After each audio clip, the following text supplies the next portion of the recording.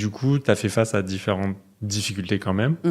Bien sûr. Est-ce que tu sais nous raconter des difficultés qui ont fait que tu as pu passer un cap, en fait? Tu as rebondi sur une difficulté et qui a fait que tu as rebasculé sur un côté positif et qui t'a emmené vers, je sais pas, Oui. une réussite énorme. Ouais, ou là où je suis aujourd'hui, mais alors au début, quand on a créé Priam Partners, il y avait deux choses. On était 3, oui, alors il y a eu plusieurs difficultés. On était 3 associés. Le troisième associé est parti au bout d'1 an, voilà. Et parce qu'on n'était pas alignés.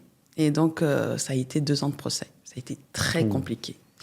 Et donc ça nous a fait perdre énormément de temps, de l'argent, etc. Et donc, moi, tu vois, quand on me demande, Hélène, quel est ton premier conseil quand je veux créer ma boîte, et ben, je te dis, entoure-toi de bonnes personnes. Ouais. Voilà. Et si tu crées ta boîte avec des copains, parce que c'était un copain, fixe les règles. Mais vraiment. Et vraiment, envisage tous les scénarios. Tu te dis au départ, non, mais c'est un pote, ou c'est mon conjoint, ou c'est ma compagne, c'est un contrat de mariage. ça va se faire, il y aura pas de soucis, puis on se connaît super bien. Non, c'est pas vrai. En fait, à un moment donné, ça peut capoter. Il y a plein de sujets, tu vois, pour diverses raisons, d'implication, d'argent, enfin de tout ça, quoi. Et donc, il faut vraiment fixer les règles de le capital, les sorties, la valorisation, enfin voilà, toutes les règles de sortie. Il faut prévoir tous les coûts, tous les cas possibles. Donc nous, on l'a pas fait. Donc, ça a été compliqué.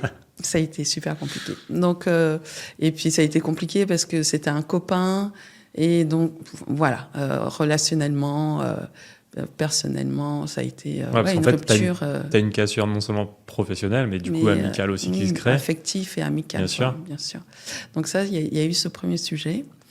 Ensuite, on a créé nos boîtes en 2010, post-crise subprime.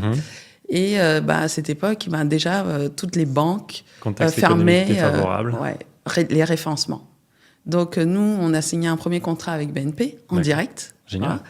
Voilà. Et puis, sans être référencé, et on nous avait dit à l'époque, non, vous êtes 3, c'est comme si vous étiez indépendant, passez par une société, etc., pour vous porter. Et on leur a dit, non, si vous voulez qu'on signe avec vous pour ce contrat-là, on veut signer en direct avec vous.